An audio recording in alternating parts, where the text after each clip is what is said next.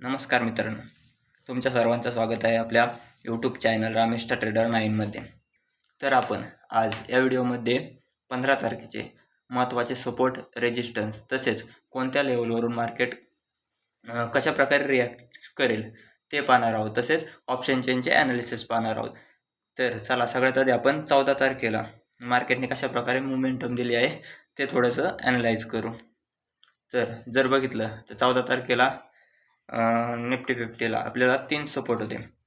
पहिला होता 24,162, त्याच्यानंतर दुसरा होता 24,132 आणि त्याच्यानंतर तिसरा होता 24,028. हे 3 सपोर्ट होते निफ्टी 50ला, बरोबर आहे. तर मार्केट काय केलं, गॅप डाऊन ओपन झालं कुठं, इथं 24,132 आणि 24,028च्या मध्ये. आणि इथून 24,132ला ब्रेकआउट दाखवला, पण तो ब्रेकआउट काय झाला, फेल झाला आणि मार्केटने काय केलं, डाऊन साईडला मूव दिला.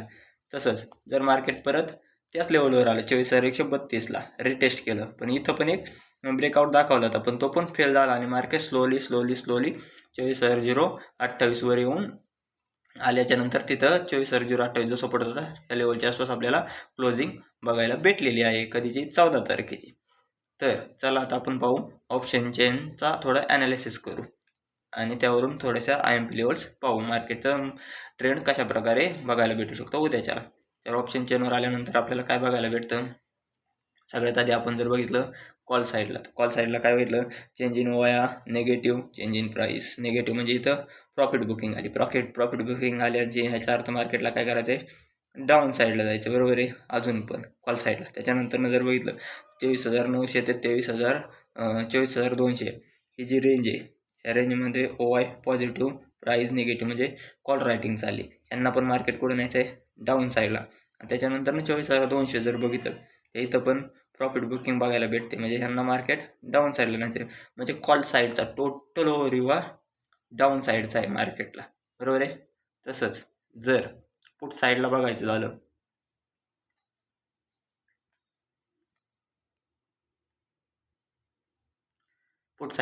तर इन द मनीमध्ये जर विचार केला ना, तर हा चेंज इन OI निगेटिव्ह आहे आणि चेंज इन प्राईस पॉझिटिव्ह आहे. तर ह्याचा अर्थ काय होतो, मार्केटमध्ये निगेटिव्ह पॉझिटिव्ह जी शॉर्ट कव्हरिंग चालली पुटची, म्हणजे ऑलरेडी त्यांनी पुट सेल केले होते, ते परत बाय करायचं चाललं, म्हणजे ह्यांना मार्केट न्यायचं काय, डाऊन साईडला. हिथं पण out of the money put साईडला. पण जर इन द मनी आणि आउट ऑफ द मनीचा जर विचार केला तर change in OI positive, change in price negative, म्हणजे पुट रायटिंग चालली, ह्यांना न्यायचं मार्केट वर साईडला. परंतु जर 23,800च्या आसपास बघितलं तर चेंज इन OI पण निगेटिव्ह आहे, चेंज इन OI पण पॉझिटिव्ह आहे, निगेटिव्ह आहे. तर ह्यांचा काय अर्थ होतो, इथं प्रॉफिट बुकिंग आली, म्हणजे ऑलरेडी पुट बाय करून गेले होते त्यांनी, इथं प्रॉफिट बुकिंग आली, मग ह्यांना पण मार्केट आता वरच्या साईडला न्यायचं आहे.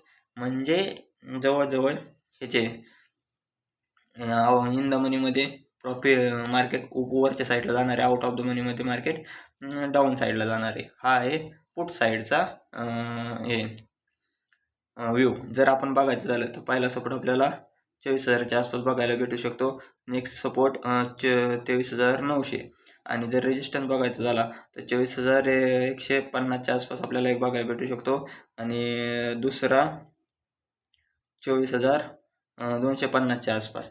हे आहेत लेवल. आता आपण येऊ चार्टवर आल्याच्या नंतर आता आपण सर्वात महत्त्वाचे IMP लेवल्स पाहणार आहोत, जे मार्केटला कशा प्रकारे मुवमेंट 15 तारखेला आपल्याला बघायला भेटू शकते त्याच्यानुसार. आता जर बघितलं मार्केटचा व्ह्यू काय होता, टोटल जवळजवळ डाऊन साईडचा, म्हणजे मार्केट गॅप डाऊन होण्याचे चान्सेस आहेत. जरा समजा आपण मार्केट फ्लॅट ओपन झालं, जर मार्केट फ्लॅट ओपन झालं 24,028च्या आसपास आणि जर इथून रिजेक्शन भेटत असेल तर आपलं पहिलं टार्गेट काय राहणार आहे, 24,162. इथून मार्केट 24,162ला ट्राय करू शकते आणि त्याच पण ब्रेक केला तर 24,192 हे वरच्या दोन साईडचे रेजिस्टन्स आहेत, बरोबर. 24,162 काल 14 तारखेसाठी काय होता, सपोर्ट होता, पण तो आता काय मध्ये कन्वर्ट झाला आहे रेजिस्टन्समध्ये. आणि जरी मार्केटने 24,192 ही जी लेवल आहे 24,192 ब्रेक केली तर मार्केटला परत वरच्या साईडला रेजिस्टन्स आहे 24,285, त्याला आपण ब्रेक केलं 24,300. हे आहेत वरच्या साईडच्या लेवल्स. आणि आता आपण डाऊन साईडचा विचार करू, म्हणजे बेरिज साईड.